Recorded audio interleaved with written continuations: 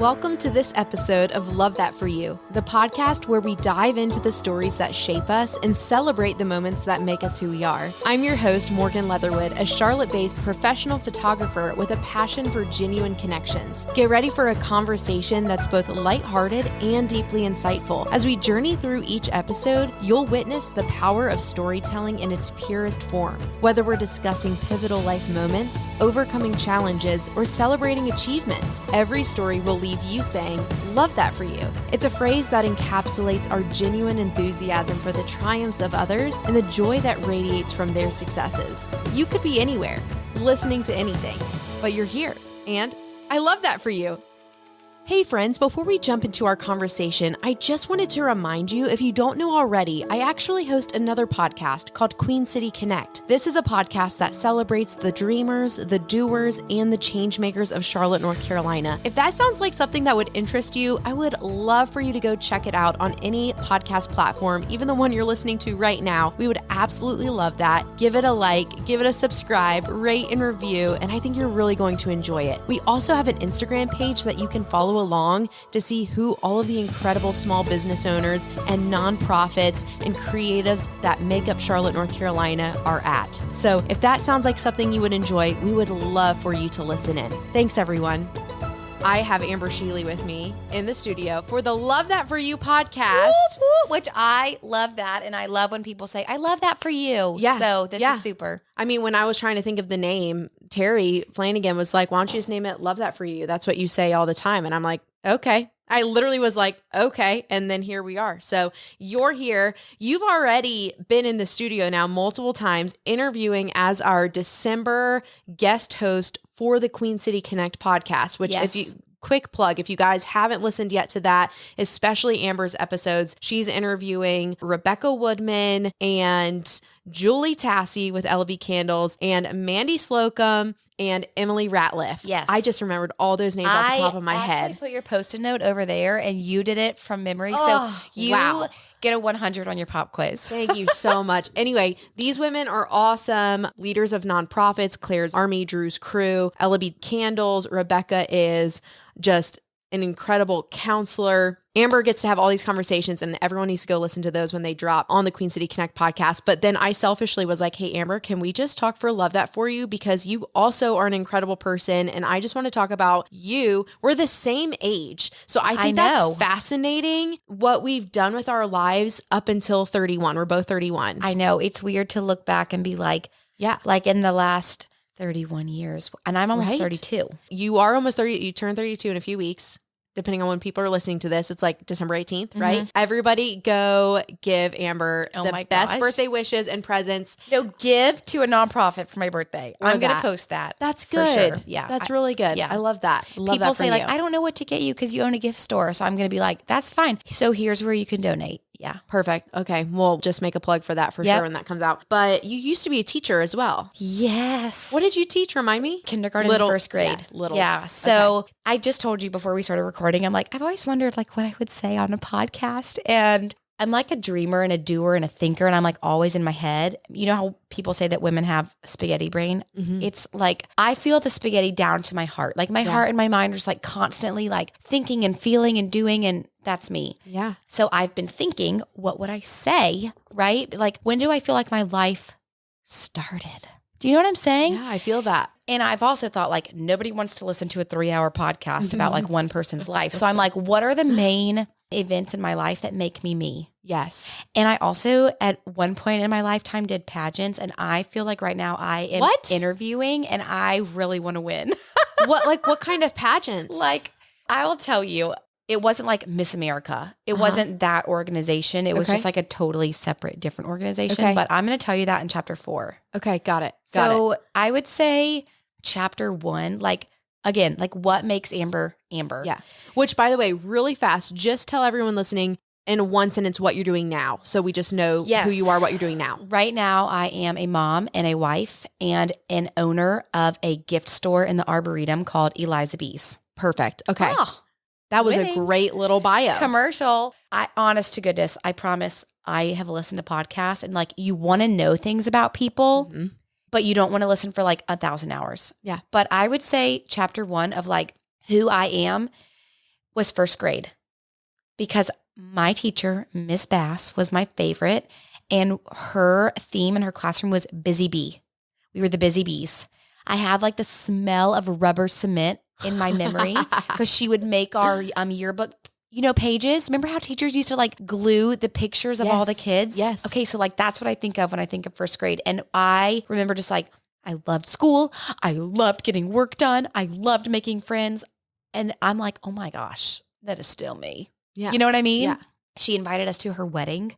My teacher did. So I remember that feeling of inclusion and love and like just wanting to include people. It was just a good role model. That was my third grade teacher for me. Like everything you're saying, like I felt that with my third grade teacher. Then she was my third grade teacher. Ah! I know. Wow. Quick little break with Miss Baker in second grade, and then I had Miss Bass. Love you, Miss Baker. Yes. But she was great too. And then Miss Breitz. And so now we are friends on Facebook. I love her. She makes really beautiful, cool door decor. Okay. So different than Heather Opal. Like she makes like wood and it's got ribbon and it's really cool. Yeah, so we'll have to and do a small plug for for Heather Opal. Go purchase her door charms. Yep. I had a pumpkin on, and now I have my Christmas tree on. Yes. Insane. And she's just an incredible human, so go shop her. And Miss Breitz is more busy like graduation season. She does a lot of like school cutout things. Okay, so that's chapter 1. I would say chapter 2 was when I was in third grade, again, with Miss Breitz. I was 9, and I already had a little sister named Casey. Then my mom had twins. Oh, wow. Yep. I'm very type A. I like things done a certain way. You're like, I am the mother of these children. Yes, but when my mom told us that she was pregnant, I was pissed because we had just gone to Myrtle Beach and we went to some like festival thing and we rode a roller coaster, and I was with my mom and Casey was with my dad. Then my mom told us she was pregnant, and I was so mad because that kid was going to have to ride alone for the rest of its life. Because that's an odd number. Such a thoughtful person. These things would have never occurred to me. I was so mad. And I specifically remember being mad about that. Then my mom went for an ultrasound and they were like, you're actually having twins. So my mom's freaking out. She comes home, tells us, I'm pumped. I go to Wednesday night church. I'm like, my mom's having twins. My mom's having twins. I told everyone at dinner that night. But you weren't even like excited mainly about the fact that there was 2 instead of 1. It was the fact that the one wasn't going to be lonely. They were always going to have each other on the roller coaster. Yeah. And even if we switched a little bit, like I could ride with one twin and my mom could ride with the other twin. You're such a thoughtful person. I never thought of it like that, but I guess I was thinking about that future child. So, which you are an Enneagram 2. So I care way too much. I'm having a lot of 2s come on this podcast, so I don't know what that's a good number to be. I love having 2 friends. I mean, one of my very best friends here, she's a 2, and she's already telling me about how she's planning my birthday party. And I had mentioned to her, like, I don't think anyone's ever like planned a birthday party for me. And I wasn't like sad about it, but it's just kind of a fact because I'm the type of person that it's like, it's okay, I'll just plan it myself and it'll be fun. And she's like, no, we're going to do it. I'm going to plan a party for you. Yeah. And Enneagram 2 is like, no, I'm going to do that for you. And because I love you. Cannot wait for this party. I mean, we're still like 5 months out. But she's not doing it so that you will be her friend. She's doing it because she loves you. Yeah. And you know what? I don't even care what happens at this party. The fact that she is throwing it and doing it. Yay. I know. So 2s are amazing. Okay. So that's the chapter 2. That's chapter 2. Yeah. My twin sisters were born when I was 9. And I feel like I just really instantly went into like, I got to be a helper. Yeah. I went back to one of my journal entries as a kid, like as a young teen. Yeah. I have a deep question for you. Okay, do you want to know what my journal entry said before you asked me? Yes. It said, Dear Diary, soon I will be going off to camp for 1 week. I'm not sure what my mom is going to do with the twins while I'm gone, but I'm prayerful that they would be taken care of. Okay? I think I was 11. That's not a diss on my mom. I'd be like, peace out, suckers. I'm going to camp. I was so concerned with what would happen to my baby sisters. Wow. Yeah, what's your deep question? Do you think at any point in your life, you wanting to be the helper and take care of people comes from a deeper root of not feeling like you were taken care of or like somebody didn't help you? Well, I don't know if my therapist called you and asked you to like check in on me before you just said that. I would say probably yes. I think maybe what it is I have so much love to give. And so I am constantly pouring out of my cup. And even though my mom and dad were super and we did a lot of family vacations and all these things, I think that like I just wanted even more love Yeah. Maybe to refill everybody else's cup. I don't know. Yeah. But it's not like I was like abandoned as a kid. You know what I'm saying? Like I was never left home alone and like when I went to my very first true get together, we talked about Enneagram numbers and the way that like Jesus designed us within our Enneagram number. And I think that I just carry the spirit of Jesus most heavily in caring for others. Yeah, you know what I mean? Beautiful. Like that's just the way I was woven and that is how he made me. Right. And so I probably used to look at it as I got teased in middle school for you have multiple personality disorder and like you have too many friends. But now I'm like, no, like I just really wanted everyone to feel loved. Yeah. You know what I'm saying? Yeah. I think that's really beautiful. So maybe it's not a lack of, it's an abundance of. Right. Yeah. Right. Definitely just that mix up nature and nurture. I love what you said. It just about how like you feel like the spirit of the Lord is shown most in you being that helper. Cause then I think about my life and it's like, I should be a better helper than I am. But the way that I thrive is like, I do like showing up for people and I want people to be happy. Yes. I want to do that spontaneous thing for that person to create an experience of joy and happiness. Yes. Even and it's just like a moment of excitement. 100% You wanna Jesus had create that too. Yep. You know, he felt good when people dipped that cup in that barrel and it was wine. Yes. That had Yes. that had to have made him so happy to know that people were happy. Yes. Also, the fact that he got invited to that wedding means that he's a fun person. That's and people right. wanted to party with him. People want you to turn their water into wine, Morgan, and they want to be surprised. That's not what we're saying. No, That's not what we're saying. But they want you to be there. I know what you mean. We need everybody is what we're saying. But I was, 29 when I went to that Bible study and heard that. Yeah. You know what I'm saying? Yeah. And so for my whole life, I'm like, I just care about people so deeply. Yeah. Yeah. I mean, all my sisters being born is a deep part of me. So your younger sister and then the twins are both girls. Yes. So my dad has 4 girls. I love that. Yes. And my parents are both the youngest of 4 and 5 children of a mix, like boy, girl, boy, girl. So all girls was just a lot. Mm-hmm. Soon after the twins were born, maybe the twins were born. I don't actually remember when this happened. You know when something big happened in your life, but then later you don't exactly remember when it happened? Yeah. Oh, yeah. My dog's name was Coco, and I would sleep with my hand on her collar. Like I did not want her to go I just wanted her to sleep next to me. But she was a runner. Like if you opened the front door, she was out and she would run. And I can specifically remember being in nice tights and a good dress for my choir concert in elementary school and chasing Coco. And then she ate my neighbor's cat. And then I'm so sorry to tell you that, but it did happen. And the animal control came while the twins were born. What kind of dog was it? I don't remember. Savage. She had like a curly tail. Dog. It was like a lab mixed with something else. Like it was a mutt. The cat? She apparently, I never saw it obviously, but my neighbor was like, now hold on a minute. My neighbor used to give Coco strips of steak. Okay. So, Coco and she had cats. So she was like, come eat this steak. And then anyways, my mom took me and all my sisters to Chick-fil-A it couldn't have been a Sunday. It was probably like a Saturday. We came home and Coco was gone. This is also chapter 3. Coco was gone.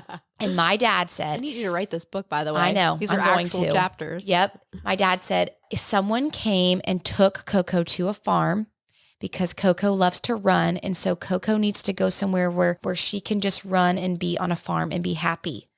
Do you know that my mom had to take the mattress off of our futon in the living room? I laid in the middle of the living room for 3 days and 3 nights, which I know is shorter than how many days Noah and his wife were on the ark, but it was 3 days and 3 nights. And I sobbed.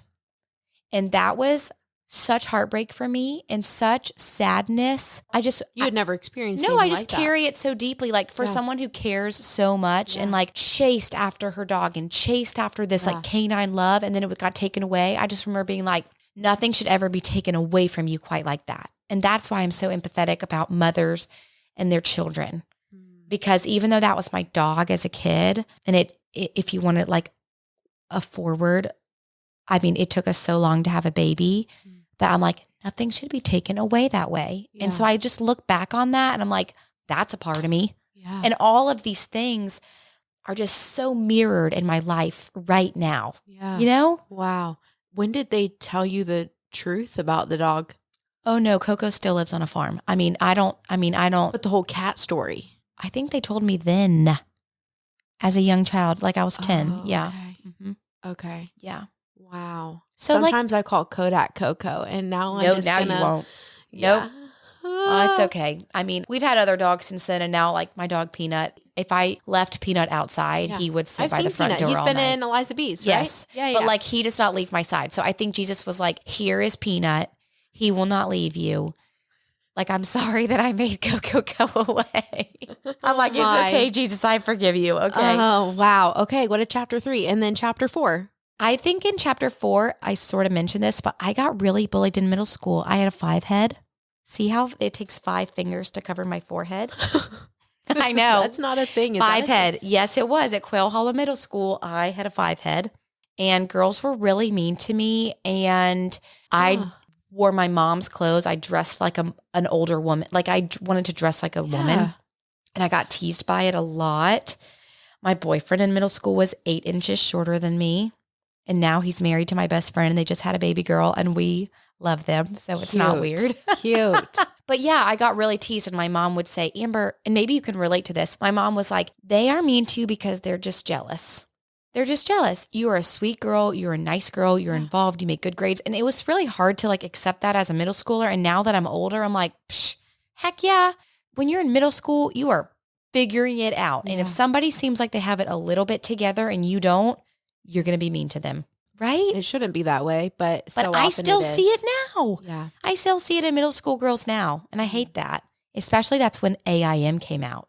Did an away message, you know? Yeah. People be like, oh, you're away from your computer because you're off being a butthead, a 5-head. You know what I'm saying? Like, That's so sad. I know. And now there's text messaging, which is even worse. Yeah. And Instagram DMs that you can like put on dark mode and vanish. And Yeah. I know.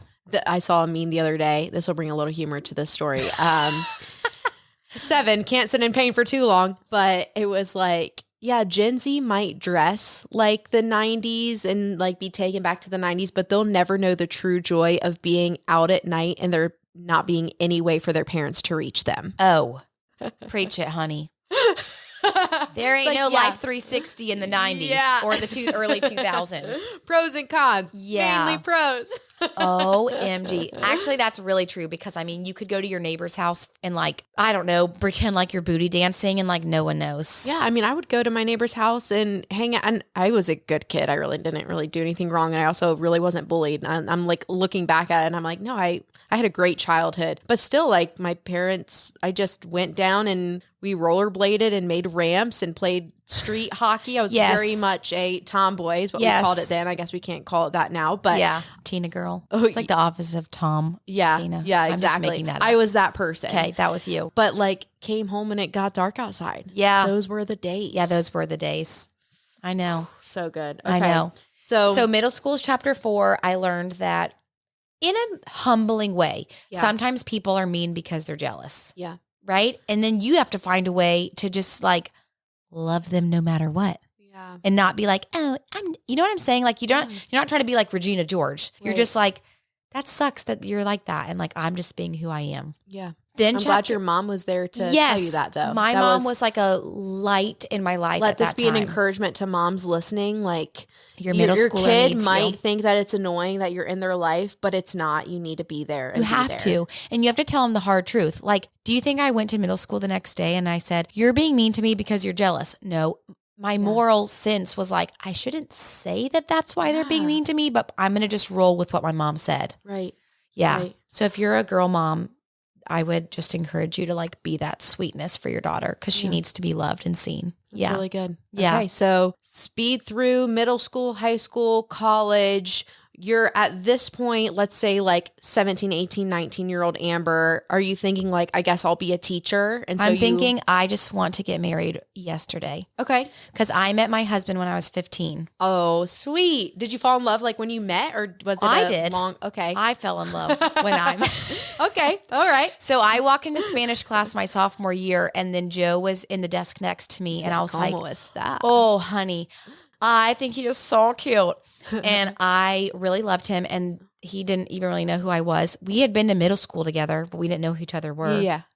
Then 4th block, I went into men's physical conditioning on accident. It was on my schedule. Guess who was in my class? Joe, teacher of the class. I need is to find the a baseball men's coach. physical conditioning today. I went to the teacher and I'm like, Coach Jay, you have to let me stay in this class. He's like, why? Who do you like? I'm like, I am in love with Joe. And he goes, Amber, it is the first day of school. I'm like, I know. And I really like him. And he let me stay in the class. You were the only girl in that class? I bench pressed the bar. There were no weights on it. I ran. Joe says I looked like a chicken with my head cut off getting run. He still makes fun of me. Like Phoebe from Friends. Have you seen that? No. Oh, you got to But see that like episode. he just said I run bad. And so I met Joe when I was 15. I waited outside of the Spanish class door for him every single morning, kind of like creepily. And then like I would be like, oh, hey, Joe. Oh my gosh. Like, hey. And then I would kind of like make him walk with me to our next class. Yeah. It took him, I think maybe about like 6 months to like me back. But within that year. Yeah. No, it was the next year, but it was fine. I mean, the next January. Yeah. January 19th, 2008 is our date anniversary. I still count some of our month anniversaries too, but skipping through all of that, but like he was my life partner. We just didn't, it wasn't official, you know? Sure. What point was it like official, I love you, let's get married? Like in college? Did you go to the same college? Well, he's a year older than me. So he went to UNC. I stayed in high school. I then went to UNCW, which was a weird thing because I think this is chapter 6 that we are on. You know, sometimes you're just flipping through your Kindle and you're like, what chapter am I on? Yeah. Chapter 6. I really wanted to be an interior designer. Okay. Really bad. I love the idea of like things coming together, color coordinating, just being beautiful. But we really like couldn't afford for me to go to college and just like pick what I wanted to do.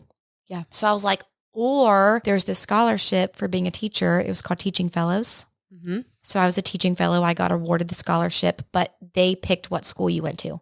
So I only applied to UNC and UNCW. And so the teaching fellow program said, well, she didn't get into UNC, but she got into UNCW. So we'll make her a teaching fellow there. Got it. Yeah. So like I didn't get to go to the same college as Joe, but we made it all the way through.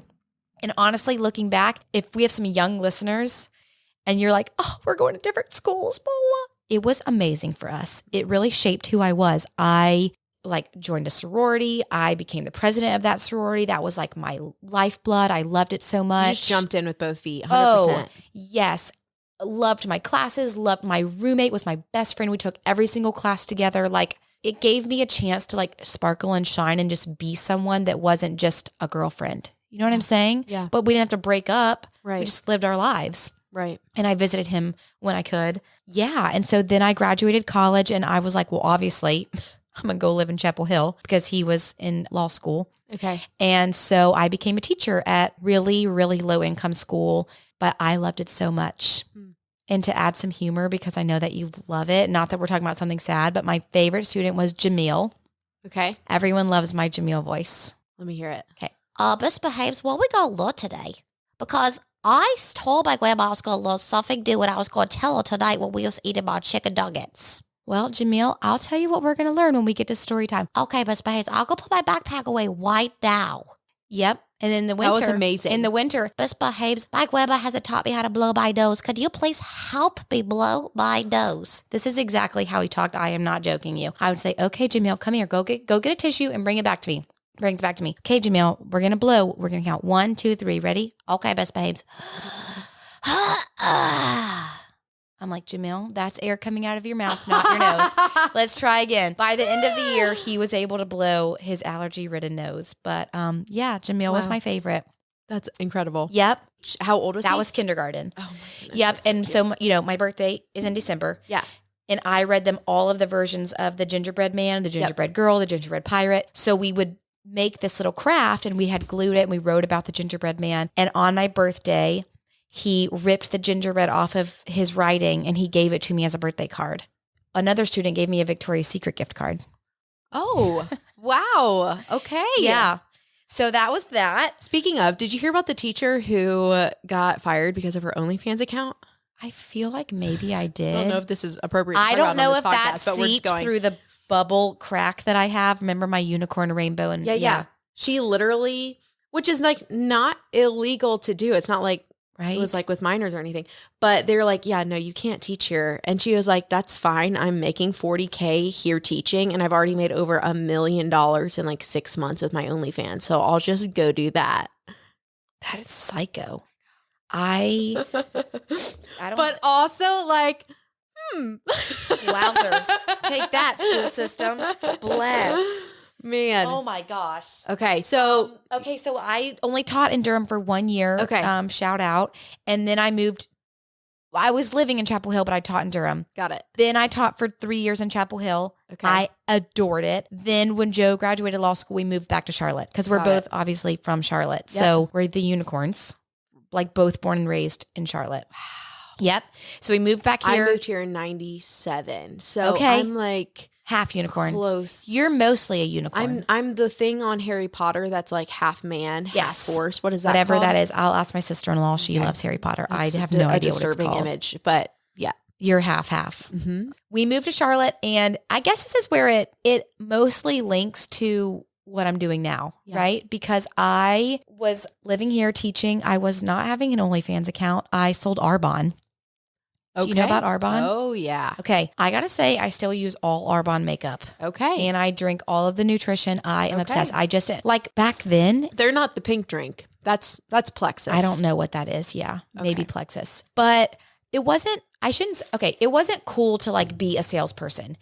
People who sell Arbonne now are like rock stars. You know why? Because like click here and go to my link. That was not a thing in 2014. Yeah, that's true. Right? There So were like no I links. was doing like Or you parties had to in have- people's homes. You had to have over 10,000 followers to get the swipe up feature, remember? Yes, honey. 'Cause I do everyone would be remember like, that. Swipe up. And I Yep. was like, I want that so bad. I want it so bad. And now we just have links. Yep. So I was doing that. And so I was like, I'm going to go to Eliza B's and I'm going to ask her if I can work there for 1 week so I can save up enough money to go to Vegas for the Arbonne conference. So Eliza B's was already a place. Yes. When I was I guess I left this out. When I was in high school, after Joe left, I got a job at Buffalo's.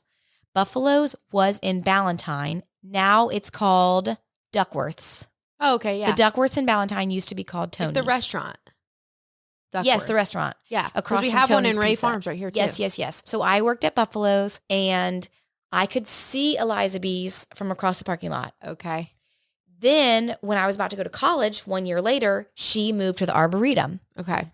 In the year 2010, a market tote was the thing to have, a Mhm. fabric market tote. And if yours was monogrammed, you were cool. Okay. So I had to have that in order to be cool in college. That was the 2010 Stanley. Yes. No truer words have ever been spoken. Mhm. Okay. And if you didn't have one, it's because you weren't cool. So I was like, I need this monogrammed. Please, I'm going to college tomorrow. I said to her, you don't have to trim the bobbin threads. You don't have to pull off the backing. And if you use film, I will dissolve it myself. And she looked at me and said, how do you know how to speak monogram? And I said, because I went to South Meck High School and I was in apparel and I learned how to monogram. Shout out to Miss Chatan, who is my angel. She's my Rennie. We love her, and she's still my friend. She was my teacher. But I knew about monogramming. Yeah. And she was like, do you want to work here? I'm like, well, I'm going to college tomorrow. But I came back in the Christmas season, and I worked for her, and I monogrammed every single stocking that year. And I made one mistake on a velvet stocking, and I had to take it out, and it took me 1,000 years. And I'd take out every single stitch one by one and redo it, and it was so sucky. You couldn't just buy a new one? No, because it was like an heirloom. Oh, So I had to, it's like a nightmare. Oh. So I did that. I mean, I was 18 years old and I was monogramming every stocking in 2010 at Eliza B's. My mom asked me what I wanted for Christmas that year. And I said, I want a Yorkie because Elizabeth has a Yorkie, Elizabeth's previous owner. Elizabeth's boyfriend used to call her Peanut. So I said, Mom, after work, we're going to go and we're going to buy a Yorkie and we're going to name him Peanut. And that's my Peanut. Oh my. Yeah. Oh wow. So that was 2010. Okay. And anyways, I would go back when I could. You know how you kind of come Was home? it Elizabeth herself who hired you to work there? Yes. Okay. So you know how like you would come home a lot when you were a freshman in college, but then like you might have gotten a nanny job that summer. Like you didn't come back. Like Right. that was me. Yeah. So it had been a long time since I had been to Eliza B's, but I was like, I know she will let me work for a week, make some money, go to Vegas for this Arbonne conference. Well, while I was there, she was like, Amber, I have been trying to sell this store for so long. Would you please buy it from me? This is February 2017. I'm like, Elizabeth, I'm getting married this year. I'm a teacher. I can't buy this store. I love it. She's like, I know, but it needs you. Wow. It needs you. And I'm like, I just don't think so. But I said, because I'm a 2 and because I care and I want to fix it and make it better and I just want to make it better for everybody, I'm like, let me see your numbers. She shows me her monthly numbers. She tells me what the rent is, blah, blah, blah. So I got in my car. I opened my laptop. I made a spreadsheet. I configured all these numbers because I'm like a doer. My old principal used to say, if I eager were to beaver. do this, I need to know what it's going to look like. Yeah, and I need to know right now. And again, I'm not married. I'm a teacher, okay? I'm with Joe, but I'm not a married woman with a bunch of money. Yeah. Not that all married women are, but I'm just saying, like, we had nothing. Yeah. And I told my girlfriends at the Smashburger in Stonecrest, I'm going to buy Eliza B's. And they were like, okay, what? Then I told Joe, and he was like, no, with what? Like, what money? I had no money. Like, what am I going to buy a store with? I don't even know how you buy a store. Yeah. I mean, honestly, I said, I remember Joe being like, how much is it? I'm like, oh, I don't know. We'll figure that out later. So Details. I remember asking her, she told me, and I'm like, oh, I can't buy it for that much. Then I was like, I can't. Then she lowered it. And I was like, ooh, maybe I can. What? I still have no money. Then she lowered it again. I'm like, oh, I still have no money. Like, you know what I mean? It's like, if you don't have money, you can't buy it. You don't have it. Yeah. But my father-in-law sat down with us. That in his OnlyFans account is office. looking better and better, isn't it? Right? I'm like, I have no fans. We sat down with my father-in-law, and he was like, listen, if you think that this is what you really want to do, then I will sponsor you. And my husband was like, oh, heck no. And I'm like, Joe, we will pay him back. Wait, who said this? My father-in-law. Your father-in-law was Joe's like, dad. I will give you the money to buy it if you truly feel like this is what you want to do. Because I also was going to take a break from teaching and start an organization business, which I was pumped about. Yeah. And he was like, I mean, do you want to do this? Do you want to do organizing? Do you want to do teaching? I'm like, wow. I'm going to try the store. And he was like, at the end of the day, if you sell it for what you made, that's it. And Joe was like, let's give it a year. I'm like, okay. So fast forward, we get married. I go teach summer camps for a month. I quit my job. I buy the store September 1st, 2017. And it was just me. I was the only one working. I monogrammed everything. I ran the front. I wrapped everything. No employees came. I had gotten like a transfer from like Elizabeth's ownership, but she wants you to make it yours, and you want to make it yours. Yeah, and it just didn't work. And I just remember finally a customer was like, you need some help. And she's like, I'll come help you when my kids are at school. I was like, okay. Wow. Yeah. And so that was like my first employee, Molly. Okay. And she was great. Just to have Is she still there? No, she's not. She is a physical therapist. So that was like, she was taking a break for physical therapy to raise her kids.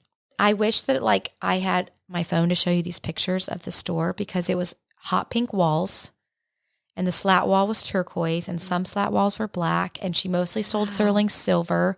And she did. Was it the same concept of a store still? Like, I mean, the gifts were like in such small quantities, and she wasn't really moving merchandise because she was trying to sell it. Got it. So she didn't really care if there was new stuff in there. Is it local stuff? Like, I feel like now it's like local. I mean, it was just random. It was so random and so many cool things, but I love so how many it's t-shirts and just okay. So it took me a long time to turn over the merchandise. And I'll never forget sitting at our apartment one day, and I said, Joe, there's this wholesale company and they're doing a warehouse sale.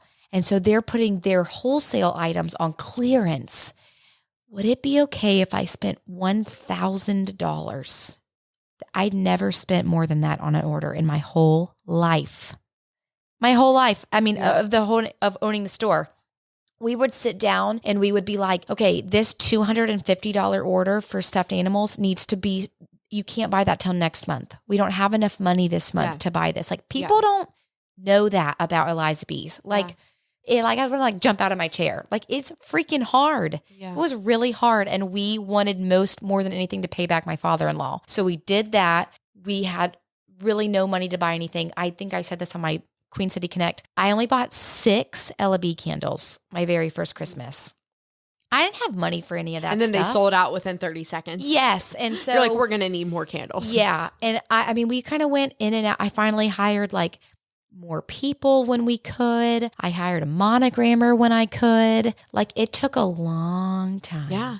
Yeah. I mean, I feel like any business does. I mean, I look around and like what I'm doing right now with my business, like this took time to build. This took so long. Yes. And it's like with anything, if you've never been in it or done it, then you don't know. Yeah. Like, and that's not like a derogatory thing. That's just like, you just don't know until you know. Yeah. Like, you have to start from the bottom and work your way up. Inheriting a business, I almost get defensive in a way when people are like, oh, are you Eliza? Like today? And I'm like kind of like I'm keeping the spirit of Elizabeth Did you have alive. the option to change the name? I could have, but at that time, monogramming was like my number one source of income. So people knew they could get monogramming at Eliza B's. So if I changed it to Amber B's, you know, then like, would people still come get their monogramming? If and when you do change it, just make it Busy Bees. Or Busy Bees. All back to that first grade classroom. Oh, I probably never change it. But my staff is like, we're the Busy Bees. Like, we're the bees. So so it is sweet that like, I mean, it was not lost on me that like my first grade, like I like, and I'm the same way. And that's why I say all of these chapters, because I am a people pleaser.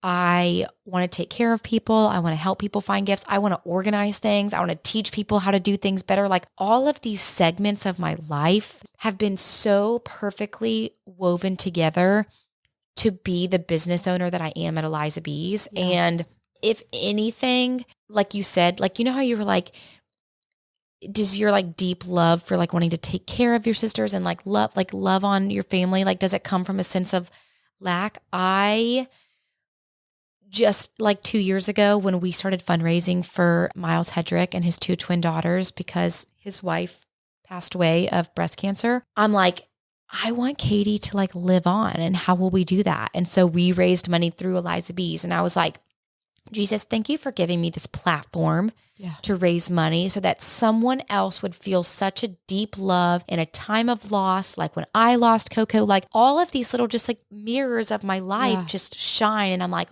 I got to use what I know and what I have in my experiences to like serve a business, serve a community, serve my employees, serve. And so I don't know. It all comes together. Yeah. Yeah. I don't know. The act of serving, it is the blessing. Like that is it. You know, what is the phrase? Like giving is better than receiving. Like that is the gift in and of itself is giving. So, I mean, I'm even sitting here thinking like, how am I using the platforms that I have that maybe I'm like, well, they're too small or whatever. It's like, no, they're not. And it's like, what am I doing, or how can I be doing a better job to serve other people? And I for sure am not doing that as good as I could be. And like now I'm like really motivated, like, okay, I want to do that. So, and sometimes I think people just need a little bit of encouragement. I poured the last 6 years of my life into that store, and that was so life-giving to me, like giving the community a place to shop and have a gift and a friendly face and a beautifully wrapped gift. Like I use my store to give back to the community. Yes, they come and they buy things, but like I want to give them a place to go because I loved those places my whole life. But then people would be like, I love following you on Instagram. You're just such a light for me. And I was like, instead of being like, oh, thank you, I'm such a light, I'm like, ooh, how could I use that to better serve the kingdom? Yeah. And so the fundraising and the prayer request, when people are like, thank you for being a joy, thank you for being like a light, I'm like, well, you're welcome. Like I'm trying to do that for him to bring people closer to Jesus. And I'm not ashamed of that. Yeah. And it just took one person, even though multiple people have said it, took one person to be like, you are such a light. I'm like, super, it's working. Like how much farther can I shine? Not for the purpose of me, but for the purpose of him. And that motivates me every single day. Even with my own son, I'm like, how are we going to be a light for someone else? You know? What an incredible thing to teach your child. Oh, it's so important to me. I mean, he's 15 months old and he just learned how to say no yesterday. But I'm like, okay, well, we're still going to be sweet and kind and loving. And and when people are like, he's so cute, I'm like, oh, I hope that he's like a joy and a delight in your day today. Like, I just want him to be used to serve the good of the world. Yeah. You know? Yeah. And I think you will be if you keep mothering him the way you are. I hope so. Well, this has been so good. And thank you so much for sharing your story with us. You're welcome. Incredible. There is one final question I love to ask. Oh, hit me. Because the show is called Love That For You. Oh, yes. Oh, I've never heard what the question is for Love That For You. I need to know what you're loving in life right now. And it cannot be, and I never tell people what it cannot be. I always leave it open-ended. But because we talk about so much about like your business and family and on Queen City Connect too, it cannot be anything related to that because we know you love that. Okay. So what is something that like Amber selfishly loves that you're loving right now? Gosh. Wow. Oh my gosh. I wish I had like thought about this more because I'm so sorry. I should have asked you before we started. I love so many things. What is it that I love right now? And it can't even be my son. We know you love him your so son. much. Something that I am loving right now is, let's see. What is it? What is it? Is there something you're watching? Is there something you're eating? Is there a hobby? Is there a workout? Is there an activity? Oh, I know what it is. I am absolutely loving raw Sweet Lawrence cookies. Have you ever had a Sweet Lawrence cookie? No. It's like a pink and blue package. Okay. Kind of white, pink, blue. Okay. It's chocolate chip cookies, like raw, like break and bake. Uh-huh. But you can eat them raw because they're plant derived. Yum. Okay. Yum. My girlfriend turned me onto them. She's like, oh, Sweet Lawrence, because she's like gluten-free, dairy-free. Uh-huh. So that's what she eats. But you can bake them or eat the dough. You can bake them. She even microwaves them so they're like half done, half gooey. But let me tell you something. And this is, if you know me, you're going to be like, I cannot believe that you do that. I will go in the fridge when I am stressed, when I am just burnt out, when I am like, I hope that James will go back to sleep because he's standing up crying. Yeah. I go in the fridge, I break off a Sweet Lawrence cookie and I eat it. Then I go get another one. Then if I'm feeling insane, I go get another one.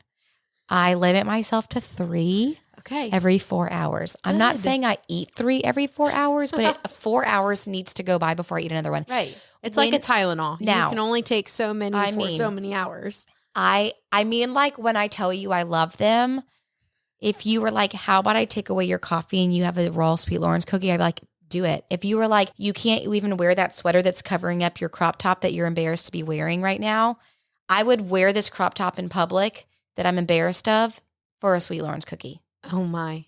But let me give you a trick. Do not, if you can get over to Harris Teeter across the street from here. Is that where they sell them? Yes, they sell them at Whole Foods too, but they're like $7.99 at Whole Foods. Okay. And they're like $5.99, sometimes on sale for $4.99 at Harris Teeter. Okay. I would probably just go ahead and get 2 packs. Okay. They also make fudge brownie flavored ones and sugar cookie. Okay. But I will never stop buying the chocolate chip ones. What section of the store are we finding these in? Typically like where there's butter. Okay. And then sometimes. So in the cold section, not necessarily freezer it's cold section. And you have to keep them in the fridge. Okay. I want you to text me after you eat one. I'm going to go get one. I'll probably spend the extra $2.99 just so I can walk to Whole Foods because that will be faster for me. And if you start walking, then you'll just gain up exercise love. And boosting that metabolism. Yes, that's what I'm trying to say. Mm-hmm. Oh man, I'm so grateful that you said something that you're eating because that's what I'm loving right now. I love what I eat. Oh, you promise you'll text me? I promise. I'll send you a photo. Okay. 100%. Amber, thank you so much for coming on. Love that for you. So much. And that's a wrap on today's episode of Love That For You. As always, I want to extend a heartfelt thank you to everyone who shares their incredible story with us. If this story resonated with you, don't hesitate to reach out and let them know. Remember, we're all about celebrating the victories big and small. If you enjoyed today's episode, be sure to subscribe, leave a review, and share it with your friends. Keep spreading those positive vibes and saying, love that for you. Until next time, friends, I'm Morgan Leatherwood, reminding you to embrace your own story and find joy in the journeys of others.